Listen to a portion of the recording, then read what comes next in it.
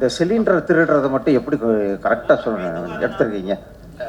சிலிண்டரை திருடுறத ஆக்சுவலாக இது எழுதும்போது ஈரானில் வார் இல்லை 2024. அதில் முதல்ல காட்டுற 2 திருடனுங்க தமிழ்நாட்டில் தான் இருக்காங்க. ஸோ இதொரு like I don't believe in boundaries actually. I don't believe in boundaries, so that's my justification. I don't believe in countries, I don't believe in states, I don't believe anything like that. So என்னை பொறுத்த வரைக்கும் அந்த மாதிரி ஒரு கேள்வியை வந்தால் தான் I don't care actually. நீங்கள் நாளைக்கு ஊருக்கு போகிறப்ப நாட்டில் அவட கொஞ்சம் பிரச்சனை, அதுக்கு நான் பறஞ்சு அந்த மாதிரி யாருமே கேள்வி கேட்பாங்க கண்டிப்பாக? No, I don't think so. ஒரு நடிகனா எங்கே நடிக்கணும் அப்படின்னு முடிவெடுக்க வேண்டியது அந்த நடிகனோட உரிமை. எப்படி அமீன் சொல்கிறாரோ பவுண்ட்ரிஸில் அவருக்கு நம்பிக்கை இல்லைன்னு, கலைக்கும் பவுண்ட்ரியே இருக்கக்கூடாதுன்னு தான் நான் நினைக்கிறேன். அது நான் ரொம்ப நம்புகிறேன். அதனால தான் சோசியல் மீடியாவில் 2-3 நாளாக ஓடிட்டுருக்கு. ஜீக்கு வந்து எக்ஸ்க்ளூசிவாக விஜய் சார் ஒரு பேட்டி கொடுத்துருக்காரு, தமிழ் புத்தாண்டுக்கு வருது அப்படின்னு. அது உண்மையா இல்லையா? எனக்கு தெரிஞ்சு இது வரைக்கும் அந்த மாதிரி பேட்டி எதுவும் நடக்கலை. அதனால புத்தாண்டு அன்னைக்கு பார்ப்போமே, வந்ததுன்னா பார்ப்போம், வரலன்னா பார்க்க மாட்டோம், அவ்வளோதான். அது தாண்டி இல்லை நாங்கள் படத்தில் வச்சுக்க மாட்டோம் அப்படின்னா அந்தந்த ஆர்டிஸ்ட்டோ அந்தந்த டெக்னீஷியனோ போய் போராடணும். ஏன் நாங்கள் நடிக்கக்கூடாது அப்படின்னு கேட்கணும். வேலை வாய்ப்புக்கு கேரண்டி இருக்கா சார்? வேலை இல்லைன்னா இன்னைக்கு எவ்வளோ பிரச்சனைன்றது எல்லாருக்குமே தெரியும். 3 வேளை சாப்பிடலன்னா எவ்வளோ கஷ்டன்றது எல்லாருக்குமே தெரியும்.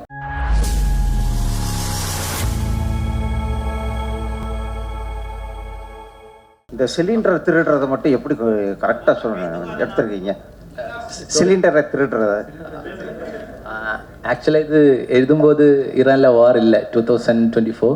அதுக்கப்புறம் தான் இது வந்துடுச்சு. ஐ திங்க் நான் எழுதியதே பலிச்சிடுது, லைக் எழுதியது அப்படியே வந்திருக்க மாதிரி இருக்குது. ஆக்சுவலாக நான் அதை பார்த்து எழுதலை. ஆக்சுவலாக அடுத்து இந்த புத்தகம் மேட்டரில் அதை கொஞ்சம் சீரியஸாக சொல்லியிருக்கலாமே, காமெடியாக சொன்ன மாதிரி முடிஞ்சு போச்சு. புத்தகங்கள் இப்போது சிறையில் இருக்கிறவங்களுக்கு கண்டிப்பாக ஒரு மிகப்பெரிய பலமாக இருக்கும், ஆத்மா பலமாக இருக்கும். அது ஒரு நல்ல வசனங்களை வச்சு நீங்கள் சொல்லியிருக்கலாம்.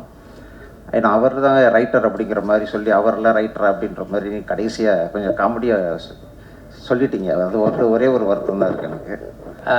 ஆக்சுவலி நான் புக்கு படிக்கிறது காமெடியாக ஆக்சுவலாக சொல்ல வரல. ஆக்சுவலாக என்னை பொறுத்த வரைக்கும் இந்த கேரக்டர் மட்டும்தான் காமெடி. ஆக்சுவலாக லைக் புக்கு படிக்கிற விஷயம் எப்போவுமே நல்லது தான். அது நான் எந்த டைமில் லைக் ஆக்சுவலாக நான் நிறைய like I really like to read. So அதில் நான் என்ன ட்ரை பண்ணேன்னா பேசிக்காக அந்த கேரக்டர் மட்டும்தான் காமெடியாக இருக்கும். அவர் சொல்கிறது ஆக்சுவலாக உண்மை தான். ஆனால் நம்ம எப்போதுமே சினிமாவில் யாரோட ரியாக்ஷனுக்கு மியூசிக் போடுறாங்களோ, யாரோட ரியாக்ஷனில் காமெடியாக தெரியும். லைக் அர்ஜுனை அந்த கேரக்டரை இவருக்கு ஆப்போசிட் நிற்கிற அர்ஜுனையா இல்லை அதுக்கு பக்கத்தில் நிற்கிற ஆளை பொறுத்த வரைக்கும் இவர் சொல்கிறது காமெடியாக தெரியலாம். ஆக்சுவலாக நான் அது காமெடியாக லைக் சொல்கிற வந்த வார்த்தைகள் இல்லை. ஆக்சுவலாக அவர் சொல்கிறது சீரியஸ் தான். ஆனால் இந்த ஸ்டோரியில் இந்த சிச்சுவேஷனில் அதை எப்படி ப்ளேஸ் பண்ணுறீங்களோ அது ஆக்சுவலாக ஹியூமராக வரும். ஆக்சுவலாக புக்கு படிக்கிறதுன்னு ஒரு பிரச்சனை இல்லை. புக்கு படிக்கிற ஒரு பழக்கம் இவருக்கு ரொம்ப சீரியஸாக இருக்கிறதுனால மட்டும்தான் ஆக்சுவலாக இந்த ஒரு பிரச்சனை வந்துடுச்சு. ஸோ அந்த ஒரு மேட்ரு மட்டும்தான் நான் ஃபோக்கஸ் பண்ணிருக்கேன். ஆக்சுவலாக இட்ஸ் லைக் புக்கு படிக்கிறதோ இல்லை புக்கை பற்றி சொல்கிறதோ ஒன்றும் பிரச்சனை இல்லை. பட் இந்த ஸ்டோரியில் இந்த கேரக்டருக்கு இப்படி தான் கோக்கினஸ் இருக்குது. அதனால மட்டும்தான் அவர் அப்படி சொல்கிறாங்க. That's all. இந்த வெப்சீரிஸில் ரொம்ப பிடிச்ச விஷயம் என்னென்னா, நீங்கள் இந்த கண்ணகி சென்டிமெண்ட்டை எடுத்து பண்ணியிருக்கீங்க. ரொம்ப நல்லா இருந்தது. ஆக்சுவலி நீங்கள் இந்த ஜெயிலில் இருந்து எது வேணாலும் காணாமல் போனதாக நீங்கள் ஸ்கிரிப்ட் பண்ணியிருந்துருக்கலாம். எப்படி அந்த கண்ணகி அப்படின்ற ஒரு விஷயம், கண்ணகி கோயில், கண்ணகி கோயிலுக்கான காணிக்கை அப்படின்றது எப்படி எடுத்தீங்க? ரொம்ப நல்லா இருந்தது அது. தேங்க்யூ. ஆக்சுவலாக இதில் முதல்ல நாம் இந்த ஸ்டோரி நானும் ஆகாஷும் ஸோ இது தமிழில் சேஞ்ச் பண்ணும்போது இது எங்கே ப்ளேஸ் பண்ணணும் அப்படி ஒரு ஒரு ஒரு ஒரு க்ரைசிஸ் வந்துடுச்சு. இது எங்கே கொண்டு போய் வைக்கலாம்? பேசிக்காக என்னை பொறுத்த வரைக்கும் எனக்கு அவ்வளோ லைக் இது கொஞ்சம் ரூரலான ஸ்டோரி. அப்போது இது கொண்டு போய் லைக் ஏதாவது ஒரு ஊரில் வச்சுட்டேன்னா ரொம்ப லைக் என்னை பொறுத்த வரைக்கும் எனக்கு அவ்வளோ கன்விக்ஷனை எனக்கு சொல்ல முடியாது. ஸோ அதனால அது வந்து ஒரு பார்டர் டவுனில் தான் வைக்கணும்னு நான் நினச்சிட்டு இருந்தாங்க. ஸோ என்னை பொறுத்த வரைக்கும் குமிளி ஒரு பொள்ளாச்சி ஒரு நாகர்கோவில் இந்த மாதிரி ஏதாவது ஒரு பார்டர் டவுனில், கேரளா தமிழ்நாடு பார்டர் டவுனில் ஸோ கல்ச்சர்லாம் நமக்கு மிக்ஸ் பண்ணலாம். ஸோ அந்த மாதிரி ஒரு பார்டர் டவுனில் ஒரு ஃபிக்ஷனல் டவுனில் வைக்கலான்னு தான் நினச்சிட்டு இருந்தாங்க.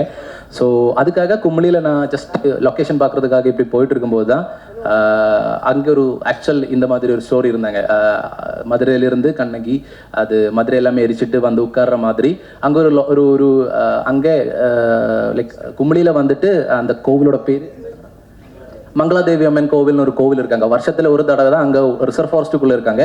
ஸோ அந்த கோவிலுக்குள்ளே போக முடியும். ஸோ நான் அந்த ஸ்டோரி ஒரு அம்மா என்கிட்ட சொன்னாங்க, இந்த மாதிரி ஒரு கதை இருக்குது. அப்போது ஐ தாட் ஓகே, இது ரொம்ப ரூட்டடாக இருக்குது, நம்ம கதையில் மேட்ச் ஆக மாதிரி இருக்குது. ஸோ அந்த மாதிரி சேஞ்ச் பண்ணிட்டேன். அண்ட் அது லைக் ஐ திங்க் இந்த ஸ்டோரியில் அந்த தேவியோட ப்ரெசன்ஸு இல்லை அந்த மாதிரி லைக் அது நம்ம பிளான் பண்ணல. லைக் ஆக்சுவலி அந்த ஒரு லொக்கேஷன் இருக்கையில் போகும்போது நான் அந்த கதையை கேட்கும்போது ஆக்சுவலாக இது என்னோட ஸ்டோரியில் ரொம்ப ஃபிட் ஆகும்னு நினச்சி தான் இந்த ஒரு எலமெண்ட் இப்படி கொண்டு வந்துருச்சு. ஸோ அதுதான் அப்படி தான் எனக்கு அந்த கதையை கிடச்சிருச்சு ஆக்சுவலாக. சார் டைரக்டர் சார், ஜெயிலர் யூனிஃபார்மே போட மாட்டேங்கிறாரு, என்ன காரணம்? அதே மாதிரி ஜெயிலில் ஒரு சம்பவம் நடந்தால் ஜெயிலர் தான் பொறுப்பு, ஆனால் சப் ஜெயிலர் தூங்கிட்டாலும் அவர் தான் பொறுப்பு. அந்த காசை கொண்டு வந்து வைக்கிறதுக்கு அவர் எந்த முயற்சியும் எடுக்கல. ரொம்ப நல்லா இருக்குது ஃபஸ்ட்டு 4 எபிசோடு. செகண்ட் 4 எபிசோடு கொஞ்சம் சர்க்கஸாக இருந்தது. சர்க்கஸுங்கிற பேருக்காகவே அப்படி வச்சுருந்தீங்களோ? அது அது ஆக்சுவலாக லைக் அது எனக்கு என்ன சொல்கிறதுன்னு ஆக்சுவலாக இதுக்கு என்ன ஜெயிலர் சார் ஷர்ட்டு போடுறது என்னை பொறுத்த வரைக்கும் நான் இமேஜின் பண்ணும்போது அவர் ஷர்ட் போடாமல் இருக்கிறது தான் நல்லாயிருக்கும். அந்த அந்த கூட்டத்திலே அவர் தான் தனியாளாக இருக்காங்க. ஸோ பாக்கி எல்லாருமே யூனிஃபார்ம் போட்டுட்ருக்காங்க, பட் அவர் மட்டும்தான் ஷர்ட் மட்டும் இருக்காங்க. ஸோ அந்த ஒரு கூட்டத்துக்கு ஒரு ஹெட்டாக இருக்கிற ஆளுக்கு அந்த யூனிஃபார்மிட்டி இல்லை. அவர் வேற ஒரு ஆள் மாதிரி அந்த ஜெயிலை வேறு மாதிரி நடத்திட்டு இருக்காங்க. அங்கே இருக்கிறவங்களுக்கு வேறு பிரச்சனை. ஸோ அதனால தான் அவருக்கு தனியாக ஒரு ஷர்ட்டு வைக்கணும்னு நானும் டிஓபியும் அது விஷுவலி அப்படி வந்தால் நல்லா இருக்கும்னு நினச்சி தான் அந்த ஒரு ஷர்ட்டோட ஆப்ஷன் கொடுத்துருக்காங்க. அதுக்கப்புறம் பாக்கி எல்லாமே நீங்கள் லைக் வாட் யூ ரிசீவ் அதுதான் என்னை பொறுத்த வரைக்கும் அது அப்படி தான் எனக்கு சொல்ல முடியும். தேங்க்யூ. அதே மாதிரி டைரக்டர் சார், நம்ம ஹீரோயினோட உங்கள்கிட்ட தான் ஹீரோயினோட கெமிஸ்ட்ரி மாதிரியே அந்த கல்வியோட கெமிஸ்ட்ரி ரொம்ப நல்லா இருந்தது. இவ்வளோ பேர் மலையாளிஸ் வந்திருக்கீங்க, ஆனால் அதில் திருடிய மலையாளிஸாகவே காமிச்சிருக்கீங்களே, இது உங்கள் ஊரில் உங்களுக்கு எதுவும் பாதிப்பு ஏற்படுத்தாதா? ஏன்னா ஒருத்தரை காமிச்சு ஒருத்தர் தமிழராவோ இல்லை வேற ஒரு மொழிக்காரராவோ காமிச்சிருக்கலாம். ஏன் 2 பேருமே இப்போ இதே ஒரு தமிழ் டைரக்டர் எடுத்திருந்தாருன்னு வச்சுக்கோங்க, மலையாள இண்டஸ்ட்ரியில் என்ன இருக்குன்னு யோசிங்க, சொல்லுங்கள் பதில். அதில் முதல்ல காட்டுற 2 திருடனுங்க தமிழ்நாட்டில் தான் இருக்காங்க. ஸோ இது ஒரு like I don't believe in boundaries actually. I don't believe in boundaries, so that's my justification. I don't believe in countries, I don't believe in states, I don't believe anything like that. So என்னை பொறுத்த வரைக்கும் அந்த மாதிரி ஒரு கேள்வியை வந்தால் தான் I don't care actually. இல்லை, நீங்கள் சொன்னீங்க 2 பேரும் தமிழ்நாட்டில் தான் இருக்கீங்கன்னு என்ன சொல்ல வரீங்க? மீனாட்சி ரோல அந்த 2 திருடரும் தமிழ்நாட்டில் தான் இருக்கீங்கன்னு ஒரு பாயிண்ட் சொன்னீங்க, என்ன சொல்ல வரீங்க? இல்லை அது நான் சொல்லலை ஆக்சுவலாக. I don't believe in like borders. அது நாம போட்டது ஆக்சுவலாக. ஐ டோன்ட் பிலீவ் லைக் எனக்கு அதில் எந்த இதுவும் இல்லை. கேரளா, தமிழ்நாடு, ஆந்திரா அப்படி ஒன்றும் இல்லை ஆக்சுவலாக. இந்தியா, பாகிஸ்தான் அது மாதிரி நான் எதுலையும் பிலீவ் பண்ணலை.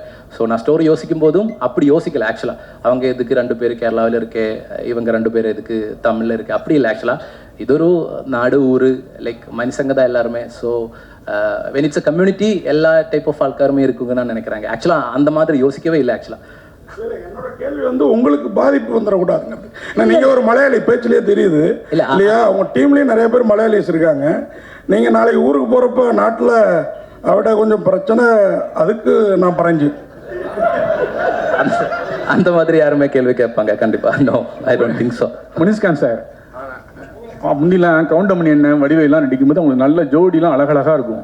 தாய் கிழவிலையும் இல்லை, அதுக்கு முன்னால் படத்துலையும் இல்லை, இந்த படத்துலையும் இல்லை. நீங்கள் அதில் ஸ்கிரிப்ட் கதை கேட்கும்போது சொல்லக்கூடாதா ஒரு அழகான ஹீரோயின் இருக்கணும், இந்த மாதிரிலாம் நடிக்க மாட்டேன் அப்படின்னு எல்லாரும் இப்படி கொண்டு போயிடுவாங்களே? எப்படி உள்ள பொழப்பையும் இல்லைண்ணே, அதான் அமையுது. ஆனால் அதை தாண்டி வந்து இப்போ அதுதான் நிற்கிது. அது கொஞ்சம் சிம்பத்தியாக வந்து மக்கள் பார்க்குற மாதிரி இருக்குது. நமக்கு கொஞ்சம் அதில் ஒரு செல்ஃபியூஸாக தான் இருக்குது. அதனால அந்தளவு கதைக்கலாம் அப்படிலாம் இல்லைண்ணே. நான் மேக்ஸிமம் டைரக்டரோட ஆர்டிஸ்டாக தான் இருப்பேன். இப்போ நான் நடிச்சேன்னா என் கூட எனக்கு ஃபேராக யார் நடிக்கிறாங்கன்னு இதுவரை நான் எந்த படத்துலையுமே கேட்டதில்லை. மிடில் கிளாஸில் கூட கேட்டதில்லை. நான் நடிக்கும்போது அதுக்கு பிறகு அவங்களா தான் சொன்னாங்க இது மாதிரி இவங்க நடிக்கிறாங்க அப்படின்ட்டு. நான் யாராக தான் நானே நமக்கு தேவை நடிக்கலாம், அதுதான். ஓகே கௌஷிக் சார், அப்புறம் முனிஷ்காந்த் சார், சார் அவங்க 2 பேருக்கும் தான். இப்போ வந்து ப்ரொடியூசர் கவுன்சில் புதுசாக ஜெயிச்சு வந்தவங்க எல்லாரும் சொல்லிட்டாங்க, ஒரு இது சொல்லியிருக்காங்க, ஓடிடிலையும் வெப்சீரிஸ்லையும் நடிக்கக்கூடாது நடிகர்கள் சொல்லிட்டு ஒரு சொல்லியிருக்காங்க. அது நடக்கும் பட்சத்தில் நீங்கள் என்ன பண்ண போகிறீங்க? So Kaushik sir and Munishkanth. அதாவது ப்ரையர் கமிட்மெண்ட்ஸ் முதல்ல முடிச்சுட்டு அதுக்கப்புறம் ஓடிடிக்கு அவங்க வந்து டேட்ஸ் கொடுக்கலாம் அப்படின்ற மாதிரி தான் சொல்லியிருக்காங்க. நடிக்கவே கூடாது அப்படின்றது வந்து ஒரு நடிகனா எங்கே நடிக்கணும் அப்படின்னு வந்து முடிவெடுக்க வேண்டியது அந்த நடிகனோட உரிமை. அதை நம்ம தடுக்கவே முடியாது. ஆனால் அவங்க ஏற்கனவே சினிமா கமிட்மெண்ட்ஸ் இருந்தது அப்படின்னா அதை விட்டுட்டு இங்கே வரக்கூடாது, ஃபஸ்ட் ப்ரிஃபரன்ஸ் அங்கே கொடுக்கணும் அப்படின்னும் போது அதை நாங்கள் ஆதரிக்கிறோம். அது எங்களுக்கு பிரச்சனையே கிடையாது. நாங்கள் அதுக்கேற்ற மாதிரி டேட்டை வச்சு நாங்கள் எடுத்துப்போம். எப்போ நம்ம வந்து இப்போ சீரியல்னா சீரியல் ஆர்டிஸ்ட்டு, ஓடிடினா ஓடிடி ஆர்டிஸ்ட்டு, ஃபிலிம்னா ஃபிலிம் ஆர்டிஸ்ட்னு நம்ம வந்து பிரிவு பண்ணவே முடியாது. எப்படி அமீன் சொல்கிறாரோ பவுண்ட்ரிஸில் அவருக்கு நம்பிக்கை இல்லைன்னு, கலைக்கும் பவுண்ட்ரியே இருக்கக்கூடாதுன்னு தான் நான் நினைக்கிறேன். அது நான் ரொம்ப ரொம்ப நம்புகிறேன். அதனால தான். முனிஷ்காந்த் சார், என்னை விட மாட்டேங்களாண்ணே? சரி கேள்வி. அதே கொஸ்டின் தான்.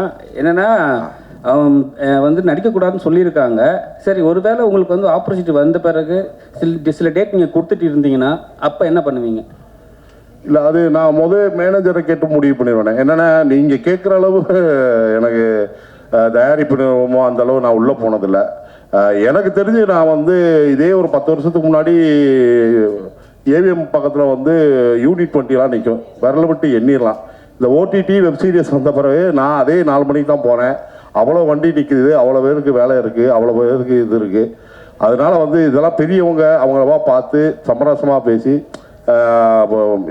எல்லா வேலையும் நல்லா நடந்தால் சௌரியமாக இருக்குன்னு நினைக்கிறேன். அந்த மாதிரி பிரச்சனை வரும்போது நான் மேனேஜர்கிட்ட கேட்டு எது இதுவோ அதுக்கு தகுந்த மாதிரி நான் பண்ணிக்குவேன். நான் கௌஷிக் சார், அப்புறம் நீங்கள் சார் இப்போ வந்து தேட்ரு சங்கத்தில் இருக்கிறவங்க என்ன சொல்லியிருக்காங்கன்னா, ஓடிடியில் வர படங்கள் வந்து 8 வாரத்துக்கு அப்புறம் தான் ரிலீஸ் பண்ணணும் அப்படின்னு ஒரு விஷயம் சொல்லியிருக்காங்க. நீங்கள் ஜனநாயகம் படம் எடுத்துருக்கேன், இன்னும் ரிலீஸ் பண்ண முடியல. அது ரிலீஸ் ஆச்சுன்னா 8 வாரத்துக்கு அப்புறம் பண்ணுவீங்களா, இல்லை வந்து நீங்கள் போட்டு அக்ரிமெண்ட் எப்படி பண்ணுவீங்களா? இல்லை, அது ஜனநாயகம் பொறுத்த வரைக்கும் அதோட டேட் வந்து இப்போதைக்கு யாருக்குமே தெரியல. அது எப்போ ரிலீஸ் ஆகுதோ அதோட கான்ட்ராக்டில் நம்ம எப்படி பண்ணியிருக்கோமோ அதுக்கேற்ற மாதிரி வந்து சேனல் பிஸ்னஸ் ஹெட் முடிவெடுத்து அந்த ரிலீஸ் நடக்கும். சில சமயம் பார்த்தீங்கன்னா ஒரு ஃபெஸ்டிவலுக்கு நாங்கள் தள்ளி வச்சு கூட ரிலீஸ் பண்ணுவோம். சில சமயம் பார்த்தீங்கன்னா கொஞ்சம் ப்ரீபோன் பண்ணி ப்ரொடியூசருக்கும் அவங்களுக்கும் ஒத்து போச்சு அப்படின்னா நம்ம வந்து சில நாட்களுக்கு முன்னாடியே பண்ணுவோம். 8 வாரன்றது 2 மாதம் தானே, அது பிரச்சனை கிடையாது. அது யூஸ்வலாக நம்ம பண்ணுறது வந்து தேட்டர்லேருந்து ஆல்மோஸ்ட் 3 மாதத்துக்கு அப்புறம் தான் நம்ம பண்ணுறது. அதனால் அது ப்ராப்ளம் இல்லை. கௌஷிக் சார், சோசியல் மீடியாவில் 2-3 நாள் ஓடிட்டு இருக்கு. ஜீக்கு வந்து எக்ஸ்க்ளூசிவாக விஜய் சார் ஒரு பேட்டி கொடுத்துருக்காரு, தமிழ் புத்தாண்டுக்கு வருது அப்படின்னு. அது உண்மையா இல்லையா? எனக்கு தெரிஞ்சு இது வரைக்கும் அந்த மாதிரி பேட்டி எதுவும் நடக்கலை. அதனால புத்தாண்டு அன்னைக்கு பார்ப்போமே, வந்ததுன்னா பார்ப்போம், வரலன்னா பார்க்க மாட்டோம், அவ்வளோதான். சார் கௌஷிக் சார், அது மாதிரி டேரக்டர்கிட்ட கேட்க வேண்டிய கேள்வி தான். நீங்களும் ஜிக்கு கிட்டத்தட்ட டேரக்டர் தான், அதனால உங்கள்கிட்ட கேட்குறேன். இந்த சீரீஸில் ரொம்ப நல்லா பண்ணியிருக்கீங்க நான் சொன்ன மாதிரி. ஆனால் படத்தில் வர்றது ஒரு ப்ரைவேட் மினி பஸ் மாதிரி தெரியுது. ஆனால் அந்த ஒரு எபிசோட்லேயும் போடுறப்ப சேலம் டு மேட்டூர் பஸ்ஸே காமிக்கிறீங்களே, என்ன காரணம் அது? எங்கள்கிட்ட இப்போ ஒரு கொடுக்குற அளவுக்கு ஒரு 200 கோடி 300 கோடி பஸ் இருந்ததுன்னா ஒரு பெரிய பஸ்ஸை வந்து செட்டு போட்டு கூட எடுக்கலாம். நம்ம வந்து ஒரு ப்ராடக்டை பண்ணும்போது ரெவன்யூவும் வரணும். அந்த ரெவன்யூ வரத்துக்காக நாங்கள் என்ன பண்ணுவோம் அப்படின்னா ஒரு அளவுக்கு தான் பட்ஜெட் சில விஷயங்களுக்கு கொடுப்போம். பஸ்ஸுன்றதை காமிக்கணும், அதில் ஒரு கண்டக்டர்ன்றதை காமிக்கணும். அதில் வந்து 50 சீட் இருந்தாலும் அது பஸ்ஸு தான், 60 சீட் இருந்தாலும் பஸ்ஸு தான். அதனால் நம்ம வந்து இப்போ நம்ம வல்சரவாக்கத்துலேருந்து விருகம்பாக்கத்துக்கு மினி பஸ் விடுறோம் இல்லையா, அந்த மாதிரி அந்த ஊரில் இப்போ எந்த ஊரும் நம்ம வந்து அந்த ஷாட் வந்து ஒரு க்ரியேட்டிவாக வந்து டைரக்டர் எடுத்துருக்கிற இது. ஆமாம். ஸோ அதில் என்ன அப்படின்றது வந்து அது ஒரு டைரக்டர் பாயிண்ட் ஆஃப் வியூவில் அவர் வச்சுருக்காரு. ஸோ அது அந்த டைரக்டரோட பாயிண்ட் ஆஃப் வியூக்கு நம்ம கொடுக்குற ஒரு மரியாதை, அவ்வளோதான், வேறு ஒன்றுமே கிடையாது. Director, thank you. டைரக்டர், இல்லை படத்தில் ரைட்டர் ஒருத்தர் வந்து அவர் எழுதின மாதிரி அவரே பந்தா பண்ணிப்பார். அவங்க எப்பயுமே எழுத்தாளர்கள் அவங்க எழுதுனாங்கன்னா ரொம்ப ஸ்ட்ராங்காக சொல்லுவாங்க, என்னோடய எழுத்து அப்படி இருக்கும்ன்ட்டு. ஆனால் படத்தில் வந்து நீங்கள் காமிச்சிருப்பீங்க, அவர் எழுதுனது அவர் சொல்லிகிட்டே இருப்பார். பின்னாடி இருக்க கைதி சொல்லுவார், சார் சுமாராக தான் இருக்குன்ட்டு. எந்த இடத்துல இதை அனுபவப்பட்டீங்க? எந்த கதையை படிக்கும்போது டே யாரா இவன் இப்படிலாம் எழுதியிருக்கான் அப்படின்னு யோசிச்சிங்களா? அதை எடுத்துகிட்டு வந்து படத்தை உள்ள வச்சிங்களா? ஆக்சுவலாக நான் ஏதாவது கதையை வந்து என்னோட கோரைட்டர் கூட சொல்லும்போது அவர் இதே மறுபடி தான் சொல்கிறாங்க. ஸோ அந்த எக்ஸ்பீரியன்ஸ் தான் ஆக்சுவலாக எடுத்துட்டேன். எவ்வளோ சுமையாரான கதை, இது ஒர்க் ஆகாதுன்னு அவள் அப்படியே சொல்லுவாங்க. அதனால் அந்த எக்ஸ்பீரியன்ஸ் தான் எடுத்து சொல்லியிருக்கேன். சார் கௌஷிக்கு தான் ஒரு கேள்வி சார் இங்கேருந்து sir. Sir in regard to தான் அந்த தியேட்டர் ஓனர்ஸ் அசோசியேஷன் சொன்னதை பற்றி தான். பட் அவங்க சொல்லியிருக்கிறது என்ன அப்படி சொல்லியிருக்காங்கன்னா வந்து ஒரு நடிகரோ அல்லது ப்ரொடியூசரும் வந்து டைரக்டரும் வந்து வெப் சீரிஸ் பண்ணக்கூடாது, அப்படி பண்ணுறவங்க வந்து படம் பண்ணாங்கன்னா அவங்களை என்டர்டெயின் பண்ணக்கூடாது அப்படின்னு சொல்லியிருக்காங்க. அப்படி தான் அவங்க பேசுன அந்த ரோஹிணி பன்னீர்செல்வம் போட்டோ ஆடியோவில் அப்படி தான் இருந்துச்சு. பட் அப்படி சொல்கிறதுக்கு அவருக்கு அந்த உரிமை இருக்கா? As per Competition Commission of India பிரகாரமா யாருடைய தொழிலையும் யாரும் முடக்கிறதுக்கான உரிமை கிடையாது. உங்களை போல கார்பரேட் கம்பெனிஸ் ஏன் வாயை மூடிட்டு இருக்கீங்க சார்? இதுக்கு ஒரு பதில் அளிக்க கூட இல்ல சார். ஏன்னா தான் நீங்க இது கேட்கணும். நாங்க வந்து அடுத்த ப்ராஜெக்ட்டுக்கு மறுபடியும் முனிஷ்காந்த் சாரை கேட்போம். இப்போ அவர் வந்து நடிக்க மாட்டேன் அப்படின்னு சொன்னாதான் எங்களுக்கு பிரச்சனை. அதாவது நான் ஒன்னே ஒன்று சொல்றேன், இது அறிக்கை யார் விட்டாங்களோ அவங்க கிட்ட நீங்க போய் கேளுங்க ஏன் இந்த அறிக்கை விட்டீங்க அப்படின்ட்டு. இல்ல சார், அவங்க அறிக்கை விட்டாங்க சார், அவங்க பாட்டு விட்டுட்டாங்க. இப்போ இந்த கேள்வி வந்து ஒரல்ஸ் நான் கேட்டிருக்க மாட்டேன், அதுக்கு நீங்க பதில். ஏன் நீங்க உங்களை போல கார்பரேட் கம்பெனிஸ், ஏன்னா வந்து இது தொழில் முடக்க மட்டும்தான், இதனால பாதிக்கப்படக்கூடியவர்கள் பல டெக்னீஷியன்ஸ் இருக்காங்க. கேரண்டி இருக்கா சார் எல்லா டெக்னீஷியன்ஸ்க்கும் எல்லா ஆர்டிஸ்டுக்கும் எல்லா படங்களையும் வேலை வாய்ப்புக்கான கேரண்டி எல்லாராலையும் கொடுக்க முடியுமா? கிடையாது. ஒரு டெக்னீஷியன் வீட்டில் சும்மா உட்காந்துருக்காரு அப்படின்னா, ஒரு நடிகன் வீட்டில் சும்மா உட்காந்துருக்காரு அப்படின்னா அது எவ்வளோ பெரிய ஒரு கஷ்டம் அப்படின்றது அது அனுபவப்பட்டால் தான் புரியும். இல்லை, அதுக்கு தான் கேட்குறேன் அந்த கேள்வியே உங்ககிட்ட. இல்லை அதுதான் அது அவங்களோட பாயிண்ட் ஆஃப் வியூவாக இருக்குது. இந்த மாதிரி வெளியில் போய் நடிக்கக்கூடாது அப்படின்னு எனக்கு தெரிஞ்சு அதனால வந்து ஓடிடியில் நடிக்கிறதுனால வந்து ஒரு சினிமா பாதிக்கப்பட போறதில்ல. இன்ஃபேக்ட் சில படங்களை விட ஓடிடியில் வர கண்டென்ட் இன்னும் பெட்டராகவே இருக்குது. அது நான் ZEE5 பற்றி சொல்லல, அக்ராஸ் ஓடிடி நான் சொல்கிறேன். நிறைய ஓடிடி கான்டென்ட் வந்து நிறைய பேர் பார்க்குறாங்க, நிறைய படங்களை விட அது பெட்டராக இருக்குது. அதனால யார் என்ன நடிக்கணும், யார் எதில் போய் வேலை செய்யணும் அப்படின்றது அது அவங்கவுங்க உரிமை, அவங்கவுங்களோட டிசிஷன். அது தாண்டி வந்து இல்லை நாங்கள் படத்தில் வச்சுக்க மாட்டோம் அப்படின்னா அந்தந்த ஆர்டிஸ்ட்டோ அந்தந்த டெக்னீஷியனோ போய் போராடணும். ஏன் நாங்கள் நடிக்கக்கூடாது அப்படின்னு கேட்கணும். வேலை வாய்ப்புக்கு கேரண்டி இருக்கா சார்? வேலை இல்லைன்னா இன்னைக்கு எவ்வளோ பிரச்சனைன்றது எல்லாருக்குமே தெரியும். 3 வேளை சாப்பிடலன்னா எவ்வளோ கஷ்டன்றது எல்லாருக்குமே தெரியும். ஒரு தளத்தில் வந்து ஒருத்தருக்கு வேலை கொடுக்குறாங்க, அதுவும் மரியாதை கொடுத்து சம்பளம் கொடுத்து வேலை கொடுக்குறாங்க அப்படின்னா அதை வந்து பாராட்டணுமே தவிர அதை வந்து நம்ம தப்பாக நினைக்கக்கூடாது. இந்த படைப்பு வந்து நல்ல இங்கே சார் இந்த படைப்பு வந்து ஒரு அற்புதமான படைப்பு. சிறைச்சாலையில் வந்து நீங்கள் எல்லார் கையிலையும் புத்தகத்தை கொடுத்தா எல்லா கைதியும் திருந்துவாங்கங்கிற ஒரு நல்ல ஒரு படைப்பு எடுத்துருக்கீங்க. ஆனால் அதை வந்து ஏன் வந்து ஒரு காமெடியாக இதை வந்து நீங்கள் வந்து சொல்லியிருக்கீங்க. அப்போ குற்றவாளிகளை நீங்கள் ஊக்குவிக்கிறீங்களா, குற்றவாளிகள் திருந்தணும்னு நினைக்கிறீங்களா? தேங்க்யூ. ZEE5 பொறுத்த வரைக்கும் எவ்ரி மந்த் ஒரு கண்டென்ட் உள்ள ஒரு வெப் சீரிஸை நம்ம எதிர்பார்க்கலாம். ஹீரோயினுக்கு ஒரு கேள்வி. ஹீரோ சார், உங்களை இங்க மேடையில் RJ பாலாஜி மாதிரி கமெண்ட் சொன்னாங்க. ஆமா சார். அவ்வளவு கொடூரமா இல்ல, நீங்க அழகா இருக்கீங்க, பிரசாந்த் மாதிரி இருக்கீங்க சார். அவரும் அழகா தான் சார் இருக்காரு, நீங்க மாட்டி விடாதீங்க. அவரும் அழகா தான் இருக்காரு. அவர் நேத்து என்ன ஒரு மேடையில மாட்டி விட்டாரு, அதுக்காக தான் இன்னைக்கு நான் உங்களை கேட்கிறேன். என்ன நீங்க ரொம்ப அழகா இருக்கீங்க, பிரசாந்த் மாதிரி இருக்கீங்க, யாராவது சொல்லிருக்காங்களா? Top star Prashanth. இது வந்து உங்க பர்சனல் வன்மத்தை கக்கற மாதிரி இல்ல பிரசாந்த்னு சொல்றது உண்மையா சொல்றேன் நான். Okay sir, thank you. ஓகேங்களா? என் பர்சனல் உண்மத்தை இந்த மேடையில கக்க போறேன். அவர் மேடையில கக்குனார் நேத்து அவரோட பர்சனல் உண்மத்தை. ஓகேங்களா? வாழ்த்துக்கள். ஹீரோயின் மேடம், உங்களுக்கு இந்த மாதிரி வெப் சீரிஸ் நடிக்கிறப்போ இன்னும் கொஞ்சம் டூயட்லாம் இல்லை, அந்த ஃபீலிங் இருந்தது அவங்களுக்கு? ஏன்னா ரொம்ப அழகா இருக்கீங்க, 2 பேருக்கும் ஜோடி பொறுத்த அவ்வளோ பிரமாதமா இருக்குது. ஒரு டூயட் வச்சிருக்கலாமே. இன்னொரு டியூட்னா பாட்டு கேக்குறீங்களா சார்? பாட்டு இருக்கு சார், அது கட் பண்ணிட்டாரு டைரக்டர் தான், அவர் தான் கேட்கணும். அதான் இன்னும் கொஞ்சம் இதுவா இருந்தா அது நல்லா இருக்கும் அப்படின்றது என்னுடைய. நல்லா தான் இருக்கும், அது இருக்கு சார். பட் அதை அவங்க ரிலீஸ் பண்ணுவாங்க.